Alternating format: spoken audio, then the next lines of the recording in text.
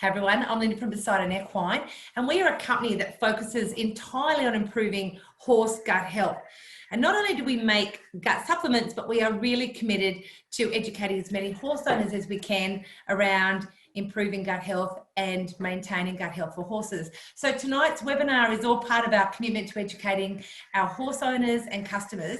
And tonight we're focusing on a group of horses that have particular challenges around gut health, and that is racehorses. So I'm so pleased tonight to welcome Dr. Nerida Richards from Equalize Horse Nutrition and Dr. Nikita Adam, who is a practicing equine vet. So thank you and welcome. Welcome and thank you for joining us. So good to be here. We love having these chats. It's a great way to share, information that we all collectively have. And so I guess tonight, what I'd really encourage you both to do is just jump in and share your experience and knowledge around the different questions. So let's start with a really simple question, which I'm going to ask, and then I'm going to start off answering it. What is gut health? It's a term that's really thrown around a lot lately, but it's something that not all of us really understand. And so we know that gut health is gaining incredible attention in humans, but increasingly in horses. So for me, gut health is about the ability of the digestive tract to do more than just digest food. And we're not just talking about the stomach, we're talking about this incredibly large organ, which is over 30 meters long. And it also has a role in, having an immune role because it keeps bad things out and good things in. And it also houses the, trillions of microscopic microbiome, which we're going to talk lots about tonight. So gut health for me is about how well it does those three roles in a really, I guess, a simple term. So Nerida, how would you describe gut health? Yeah, I guess as a nutritionist, I think about the gut a lot, but from the outside of a horse, we see food going into a horse's mouth, and then we see manure coming out the other end. And for a majority of horse owners, the rest is kind of like a black box. We don't really think much about what happens in between. But as you mentioned, food is being digested in the gut, but there's so much more that the gut does. So I guess from a nutrition perspective, I tend to think of gut health is, how healthy is the gastric stomach? Is there ulceration there? How well is the small intestine able to digest and absorb nutrients?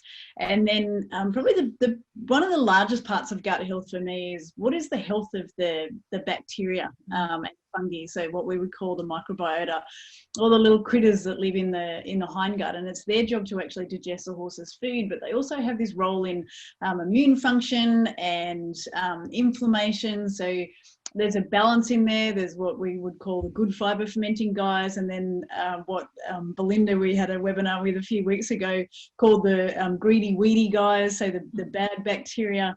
And there's a lot of things that we do nutrition wise and the way we feed that can mess that balance up. So how balanced is the gut? How intact, like you mentioned, how intact is the gut wall? How good is it at keeping stuff out that we don't want in the body, and how good is it at getting stuff into the body? So it's a big area, but they're probably the three main key areas. Yeah, and it's really fascinating. We'll talk more about the role of that microbiota later, because we have these massive animals, whether it's a little miniature or we're talking about a big racehorse. They are so dependent on getting the balance of that microbiota correct, and we'll talk in a moment about what that means and how does it show up if it's not balanced. And as a racehorse trainer, what does it mean for performance and behavior and appetite and all those things? So Nikita, would you like to add anything to that? Yeah, so simply put to me, in terms of what I see as a vet, gut health to me would be a horse that's happier, less stressed, and a lot less likely to have diseases and illnesses like colitis, colic, peritonitis, all those sort of things. And just a horse that looks and performs heaps better. That would be, simply what I see in the field as gut health on the outside, or when I'm examining horses. Mm. Yeah. And it's been great working with Nikita increasingly, working with a vet who's so excited and interested in this whole area of gut health and nutrition and management. And it really is transformational for all horses. I mean, I know we're focusing on racehorses tonight, but this is true for all horses. So that's, I guess, a really good explanation of gut health. So if anybody watching tonight hasn't heard that term before, that's what we're talking about. And as Nerida said, it's not just gastric health. It's not just about the stomach. It's much bigger than that, even though traditionally, I guess, the racing industry has had such a large focus on just trying to work with the stomach. So let's talk more about racehorses then. Why do you think they are at greater risk of poor gut health, and what are some of their unique challenges that they may have compared to, say, a retired horse in the paddock, or, you know, a horse from another discipline? Yeah, so I mean, we know racehorses have got typically reasonably high energy requirements, and I guess the biggest challenge for a trainer, or for any performance horse, is to meet their calorie requirements or their energy requirements with foods available to them. And traditionally what has happened is that trainers have shifted toward feeding very high grain diets. So I, back many years ago, went through 75 racing stables all up and down the coast of New South Wales. And we actually physically weighed everything that was being fed in these stables and found that on average a racehorse is fed 7.3 kilograms of grain or grain-based feed per day.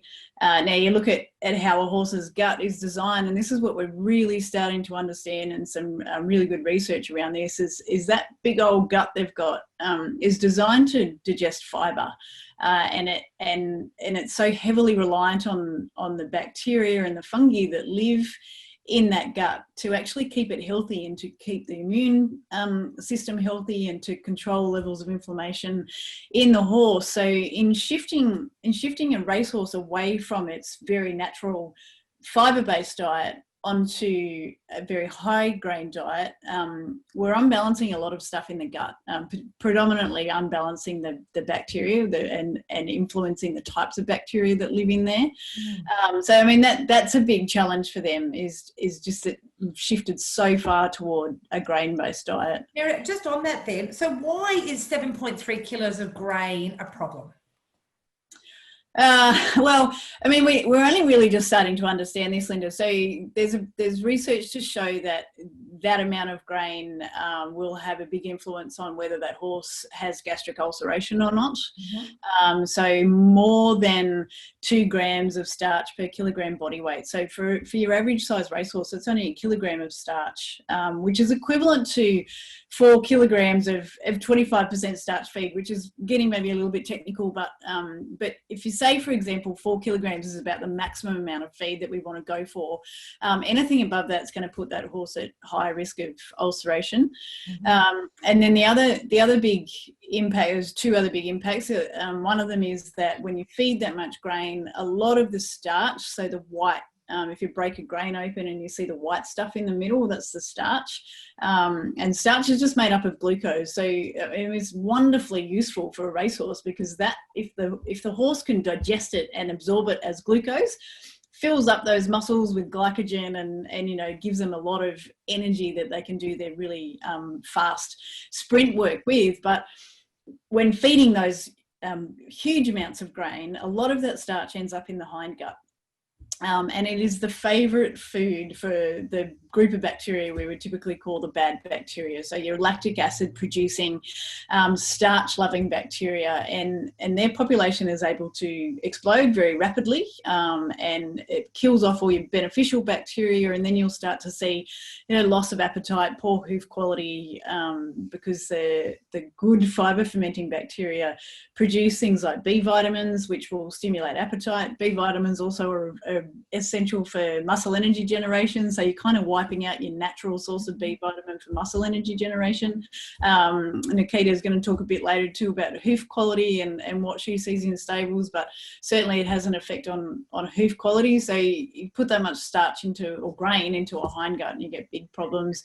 And the other thing is too, the actual quantity of feed that they're eating per day is quite small. So they have a lot of grain, but they don't eat a lot of fibre alongside that, which means that the stomach spends relatively large amounts of time either empty or with fermenting grain sitting in it, and has an impact on, well, big impact on increasing the risk of gastric ulceration too, which we all know is a big issue. Like there's pretty well recognised issue in racehorses. But they're producing acid all the time, aren't they, whether there's food present or not? So if there's no fibre in there, that acid's still coming in, which is also potentially contributing. Just before we move on, just back to the grain, if we're saying that we're trying to avoid starch getting to the hindgut and starting to shift that whole population, is there any type of grain that perhaps is worse than others?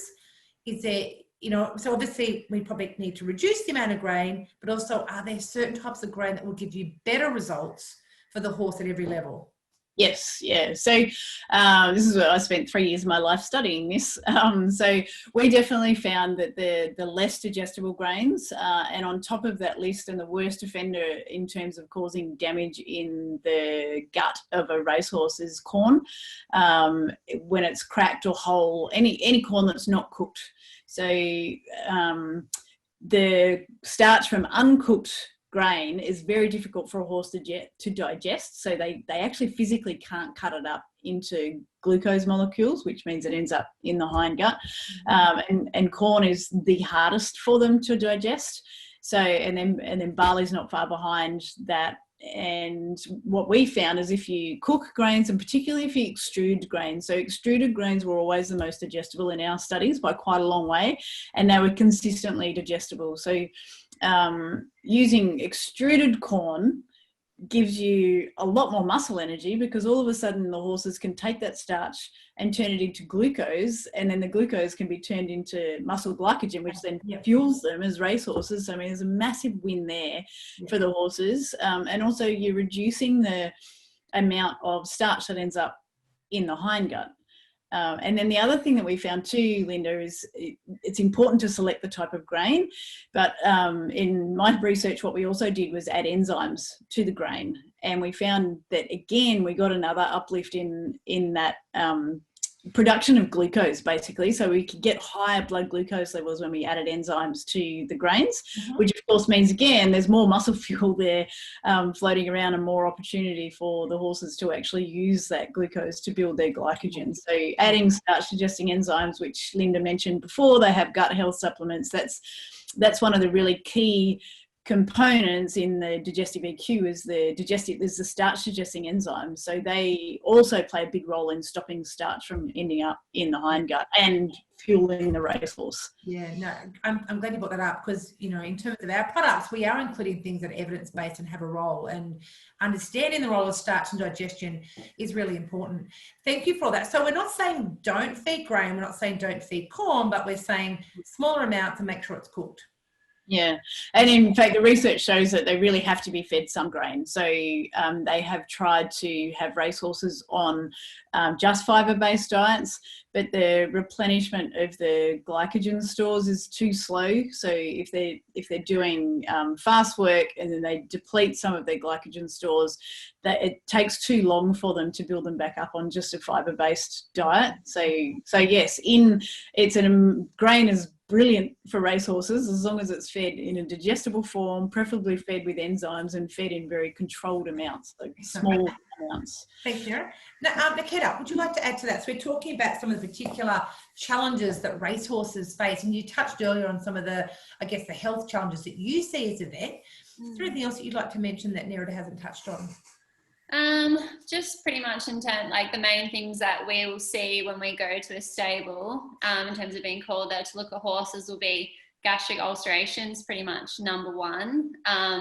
So the reason that that's a big problem for trainers is horses are quite often inappetent. So it's really, really hard for them to keep weight on the horses during prep, which, like as Nerida was just talking about with the glycogen stores, it really impairs their recovery post-race.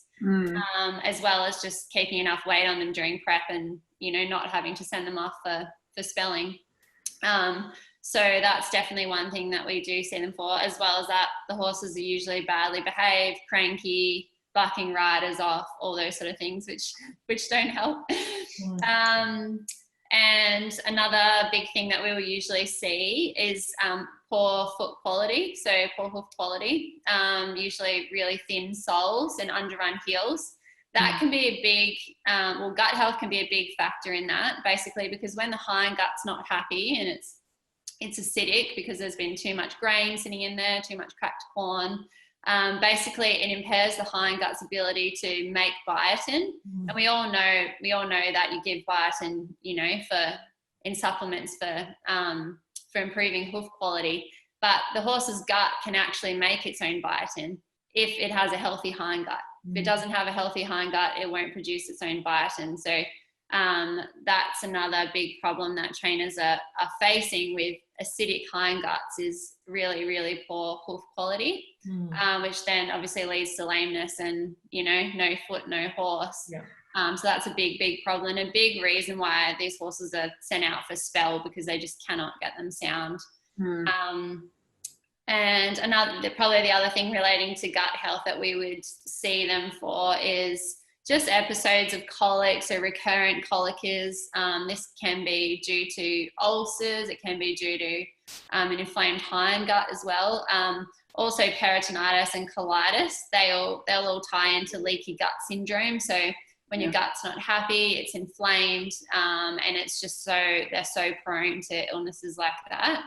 And they also have a bit of a decreased immune system, so they're prone to all these viruses and things that are going through the stables, and those I would say are the biggest challenges that trainers are sort of facing in the stables with feeding racehorses. And I guess the nature of the racehorse, there's lots of competition, there's transport, there's stabling, not ongoing access to, grass or forage like a horse that's in the paddock. So they really do have so many unique challenges for gut health.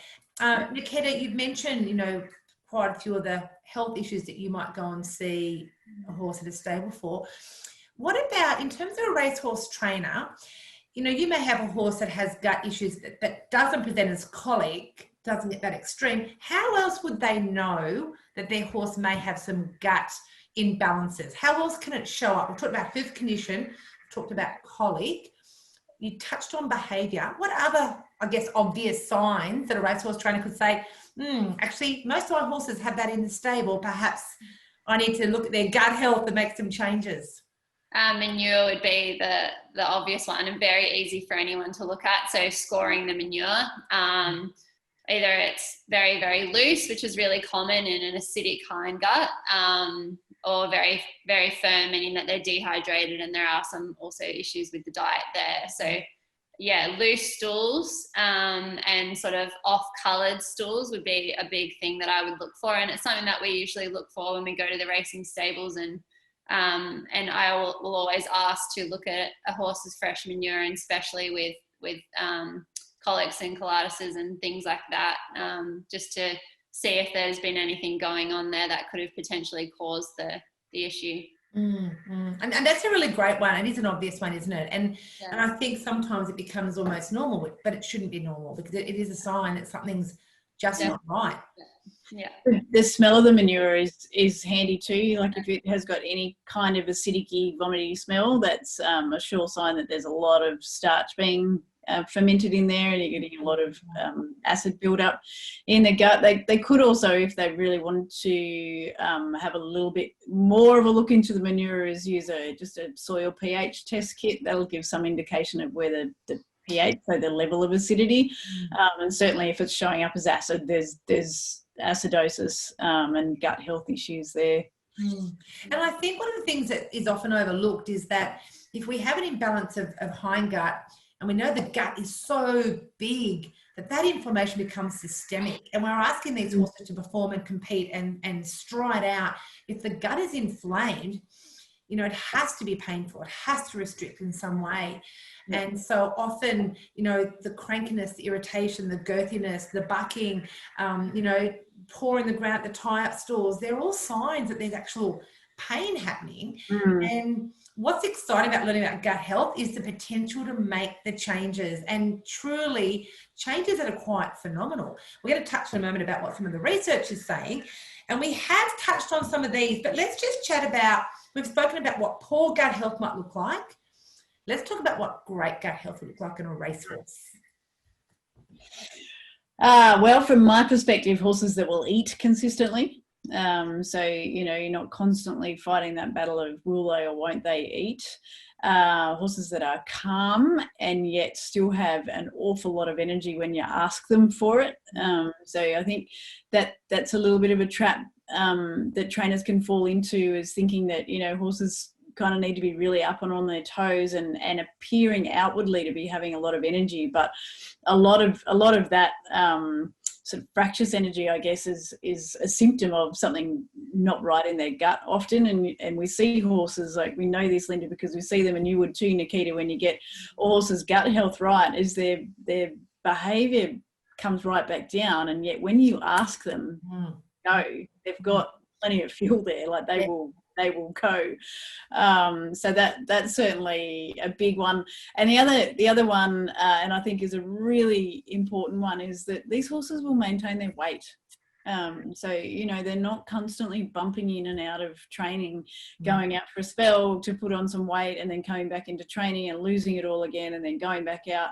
You know, such a common pattern for our Australian racehorses, whereas you look at racehorses in other places. So, you know, Japanese racehorses that I just saw, you know, many, there's probably 100 in this one stable, and I was condition scoring them all, and they're in such good condition, all eating up beautifully. And I said, how long have these horses been in work? And they said, 5 or 6 months. I couldn't believe it. Like, they honestly look like they just come in from a spell. So, and you know, those horses have free access to hay all the time. And the Japanese pride themselves on keeping up with research, and they certainly are not. You know, they're doing that in this area. They're really up there with feeding lots of fibre, and you can see it in their horses. You know, their horses just look amazing for racehorses. I know we're going to chat more about fibre at the end, because that, I guess, is what the research keeps coming back to, fibre. So let's come back to that. Nikita, I just want to touch on your experience now as a vet who's, you know, taking such a great interest in gut health and starting to see some amazing results. When you're working with racing stables at the moment, can you just share, you don't have to mention names obviously, but what are some of the changes that you're recommending, and then what are the results that you're seeing? And I know that you have been also involved using some Decidin products, so you might want to touch on that as well, but it's more around some of the dietary recommendations that you're making and what you're experiencing as a vet working in a racing stable. Yeah, definitely. So a big thing at the moment is trying to just reduce the amount of cracked corn, because so many trainers are just feeding huge amounts of cracked corn, which is where a lot of the issues are lying. And then obviously also increasing the fibre. A lot of the trainers, especially a lot of the trainers up in Sydney now, are really starting to feed ad lib hay in the stables, which is awesome, and shows that they're getting up with the times in Australia here. And that's definitely something that we want to see, and it's so important. And those horses that I do see that do have ad lib hay, you know, it might be making a few tweaks here and there to their diet, but yeah, that's probably a big part of it. Also, decreasing the corn, so changing like a cracked corn to a micronized corn, and then reducing the amount of it, and making up that energy in other ways if you need to. By bumping up the fibre or using fats or other ways of bumping up the energy if we need to. Quite often though, you find, and it's something that trainers don't really see, is when their horse is losing weight in prep, they usually will bump up the grain and try to get more and more grain in there to put weight on, and they'll often find that they'll just keep losing weight, which is when they get sent off for a spell, as Nerida was saying. But usually when you back off the grain and you up the fibre, I'm seeing that these horses are just piling on the weight, you know, and they're not having troubles keeping the weight on. They're not having to up the grain prior to races or anything like that. Just having a constant good supply of grain to replenish the glycogen stores, but mainly using the fibre basis to feed the hind gut. And we have been really promoting the digestive EQ, just because I've found that it works amazing, not just in the racehorses, but in all performance horses that we see. And as Nerida was touching on before, I think the digestive enzymes are a big thing. So when you do have to feed grain in racehorses, it really will help to feed those digestive enzymes, just really help them break that grain down. and better utilize it. So I really love the digestive EQ for that, and also the stress pace for some horses. We've been seeing a massive in horses that have been colicking or have had some stressful episodes or viruses, things like that, where they've been inappetent. We've been finding the stress pace has been really, really helpful for sort of stimulating appetite, which has been really cool to see. That's fantastic. Yeah, those are pretty much the big changes. You know, it's really simple things, just reducing corn, upping fibre, adding some digestive enzymes, really simple stuff that is making big, big changes to the way the horses are performing, recovering, keeping weight on, staying in training longer, and just licking their bowls clean, you know, licking their food bowls clean, which not many trainers would probably be able to say that their horse can eat all its feed in one sitting. But a lot of the guys that are changing to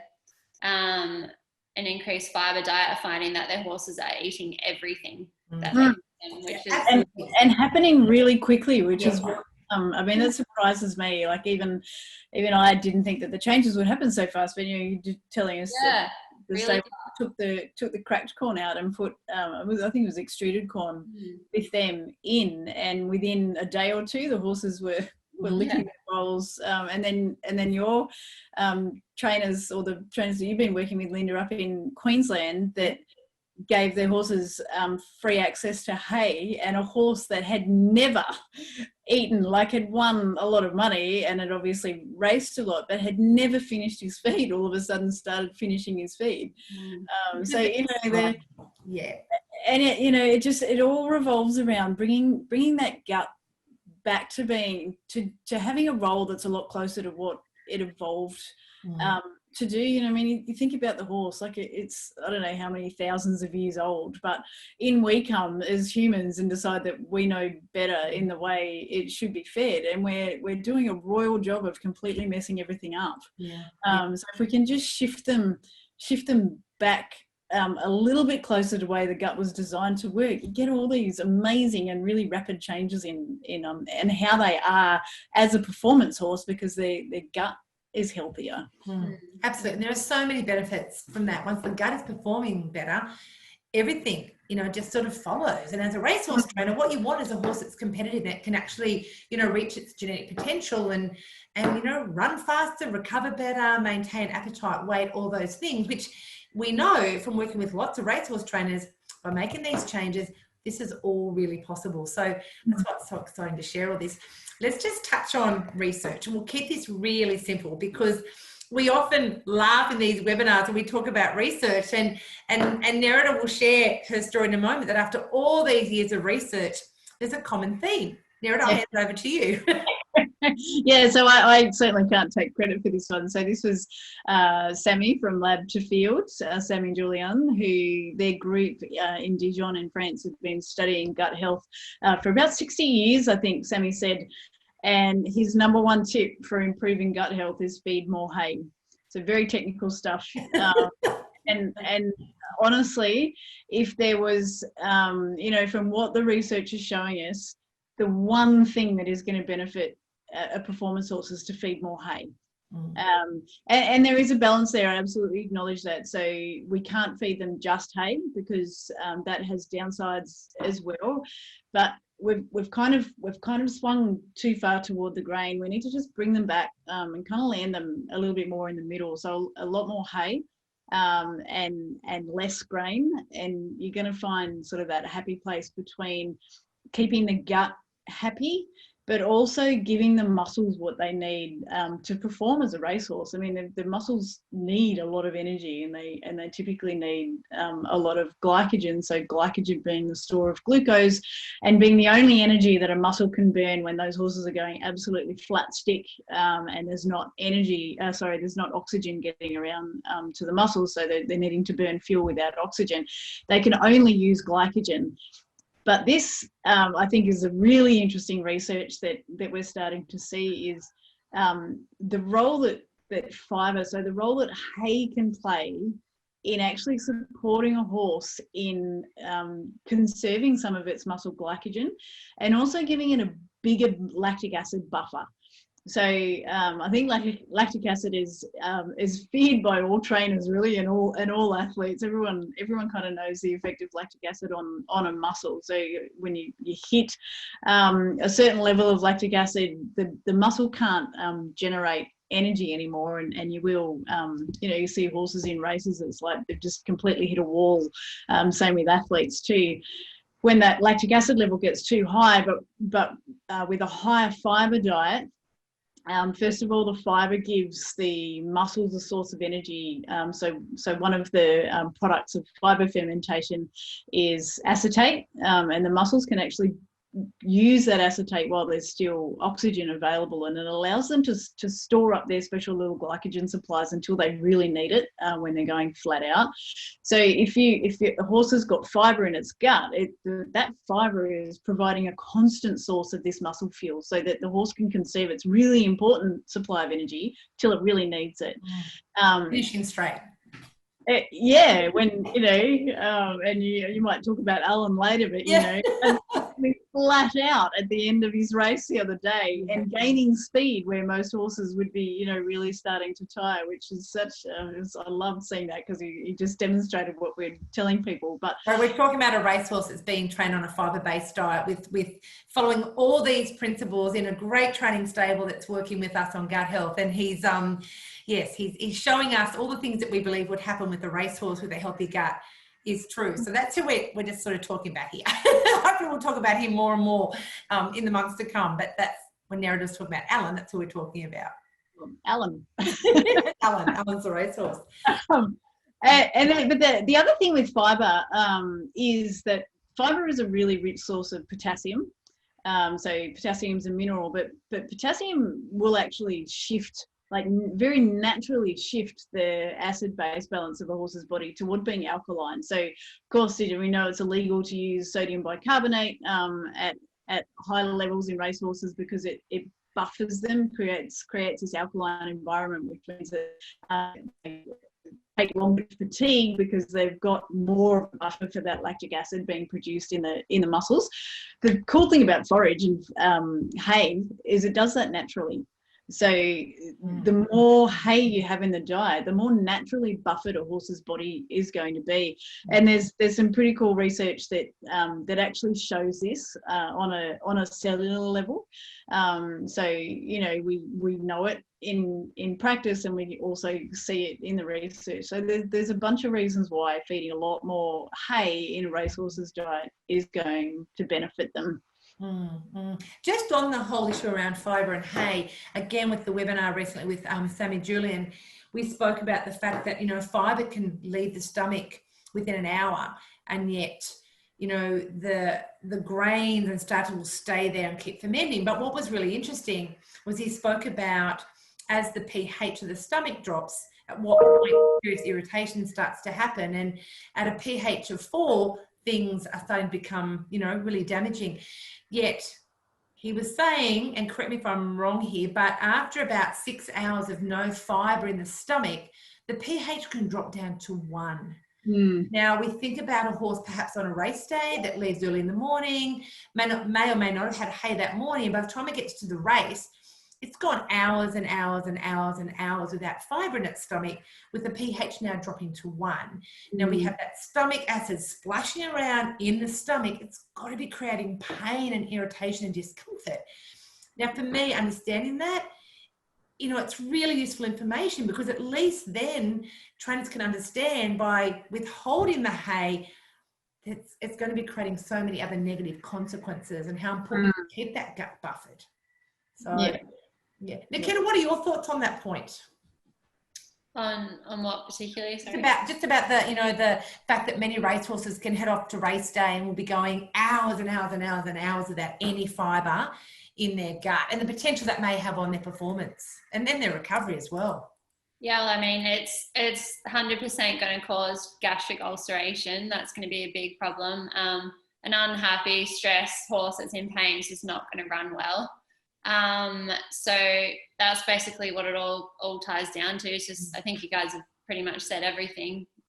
Yeah. And I think it's just trying to find a place that trainers are comfortable with, providing, hey, still on race day, but they're not compromising, I guess, their race performance. Yeah, well, I mean, a lot of the big stables in Sydney now are actually starting to provide hay at the races. They'll usually remove it about 45 minutes before the race, I think. But really having it sort of in the stalls, everything as well too. So yeah. I think it's fascinating. Before I went to Japan in February this year, I was sort of studying up a little bit on the Japanese racing industry, because I didn't know a whole lot about it, and was reading and watching a few things about the Japan Cup and how international horses won it year after year, and then slowly Japanese horses would win it occasionally, and an international horse hasn't won that race for a long, long time. And looking at the amount of technology the trainers up there use, and where they're at with feeding and nutrition compared to where our Australian trainers are at, it fascinates me, and certainly to see the condition of their horses, you can see the difference. But I think we are behind here, by quite a long way on feeding and nutrition of racehorses. But it really is encouraging to know that there is trainers who are starting to shift more toward this little bit more balanced way of feeding, I guess, between fibre and grains, and really starting to see the positive effects of that in their horses, and reduce costs. Yeah. Like from a veterinary perspective, Nikita, there's got to be reduced costs associated with having horses that have got healthy guts. Oh, definitely. Like, not only are you saving on feed costs by not, feeding upwards of 10 kilos of grain a day, like grain's expensive. But yeah, reducing your vet visits is got to be a big thing, and we're all about preventative health as well. So we like to see the horses happy and performing well. So yeah. Yeah. And plus too, they can stay in work a lot longer. I have come across horses that have stayed consistently in work for 4 years on high fibre diets in France. So if they're in work and racing, then there's obviously also the opportunity to be actually paying their way, as opposed to being spelling and veterinary attention and all of the stuff that goes with getting gut health not quite right. And we find like a lot of horses that they do get sent away for the spell because they haven't been right for ages, they haven't been putting on weight. As soon as they get to the spelling farm, they just almost fall in a heap. They come down with colic, with peritonitis, with a virus. It's almost like when you need a holiday coming back from a holiday. I mean, traditionally and still currently too, a lot of spelling places will feed very high grain diets as well. So there's not a lot of, I remember 20 years ago when racehorses would go out for a spell, it was all about, just let them be a horse and let them down kind of thing. And now it's more about let's get 40 kilos on this horse and get it back into training. And there's again a big emphasis on grain feeding, which doesn't necessarily do their gut any favours. Yeah. Okay, so much great information coming through here, but let's just finalise this for the racehorse trainer that's sitting at home watching this. What are some tips? Some really practical tips that racehorse trainers can implement pretty much straight away, knowing that they are likely to see some improvements or changes reasonably quickly, as we've already mentioned. So who'd like to start? Well, mine are pretty simple tips. Nerida might have some more tips because she's the expert on that. But in terms of what I've been doing and what I've been seeing big success with is providing ad lib hay, or at least providing a significant amount of hay and preferably lucerne, and feeding a digestive supplement with digestive enzymes when you are feeding the grain. So digestive EQ is a great one. And I think number one would have to be reducing the amount of cracked corn, and if you can, just taking the cracked corn out altogether and swapping it for a micronized corn. You'll have to feed less of it. And yeah, those would be sort of excellent my tips. They are fantastic, and easily. I mean, all those tips you've given are very easy to yeah. Fantastic. Thanks, Nerida. Absolutely. Yeah, so my top three would be feed loose and hay before work, so that you put fibre and saliva into their gastric stomach, and that will have a really positive impact on reducing gastric ulceration and then maintaining appetite, and then the flow-on effect, of course, of maintaining weight.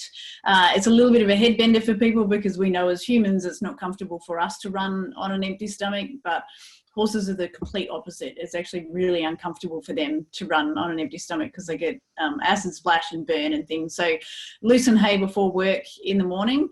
I'm with Nikita on ad lib hay. I would say from a nutrition perspective, and especially in summer though, do be a little bit conscious of how much lucerne is being fed, and my preference is always to have a number of different types of hay if you can, so combining some sort of grassy hay with lucerne hay so that they've got variety of fibre but also not urinating too much, not getting your build up of ammonia in the stables that they can get if they're eating a lot of lucerne from the protein.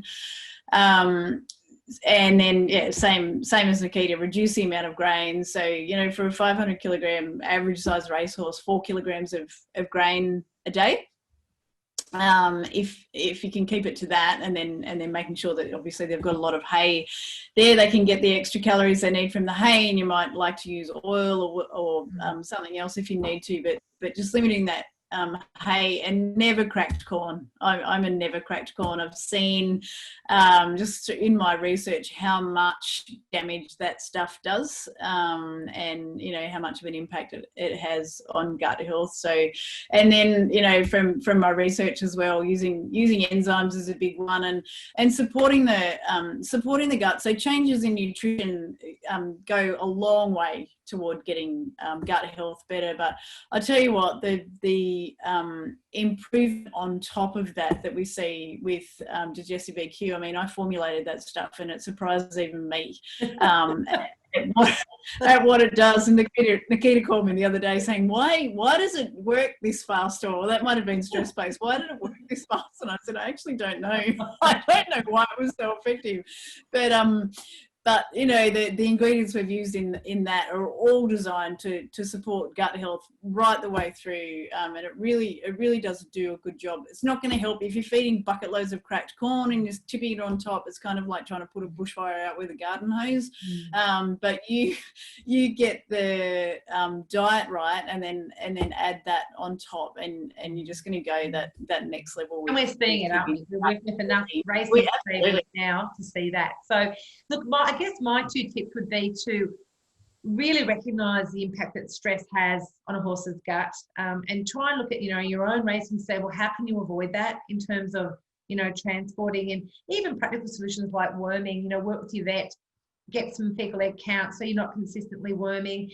Just looking at all the ways that stress can impact on the horse's gut, because it's absolutely profound, which is often why horses won't, you know, after a race, they don't want to eat. However, horses with a healthy gut will. And the other tip would be, please jump on our website, you know, it's www.poseidon-equine.com. We have an amazing team of nutritionists and vets that work with us, microbiologists.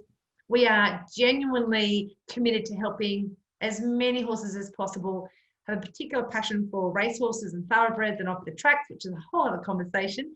But we have so much advice and information that we are able to give. So if you're a racehorse trainer watching this and you've heard something that made you go, wow, that's really interesting, I'd like to know more about that, please contact us. We have so many amazing people who want to share their experiences and their knowledge. And we're working with so many elite racehorses now that are getting these amazing results based on changing, you know, the gut in terms of management and feeding practices. So it's an exciting time, really exciting time. And I'm so glad, Nerida and Nikita, that you could join me tonight and share this.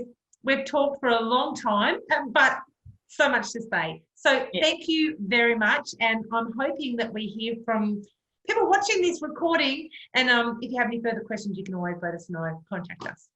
Thank you both. Thanks, Linda. Thanks so